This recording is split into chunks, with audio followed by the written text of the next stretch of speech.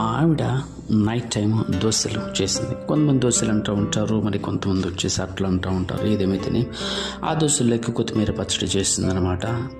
చాలా బాగుంది. అయితే నేను దాంతో పాటు చికెన్ పచ్చడిని ట్రై చేయాలనుకున్నాను. ఒకసారి మరి దోశలోకి మరి చికెన్ పచ్చడి వేస్తుంది మా ఆవిడ వచ్చేసి. అదే చికెన్ పచ్చడిలో ముక్కలు అయితే ఎక్సలెంట్ ఉన్నాయి.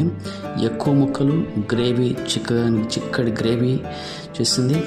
అయితే బోన్స్ కూడా చాలా తక్కువ ఉంటాయండి. అయితే ఇక్కడ చూడండి, అంటే బయట నేను బోన్స్ అంటే చాలా తక్కువ వేయిస్తాను అనమాట. గ్రేవీ కూడా చిక్కగా చూసారా. అయితే నేను ఒక ముక్కలోంచి తింటూ ఉంటే ఆ ముక్క ఒక్కొక్క పీస్ని గ్రేవీతో కలిపి 2 దోశలు తిన్నాను. ఎలాగనుకుంటూ ఉంటారా? అదే చిన్న చిన్న పీసెస్గా చేసుకుని తిన్నాను. ఆ ముక్కని విరగొడుతుంటే చూసారా, స్మూత్గానే ఫింగర్స్తో నిరిగిపోతుంది.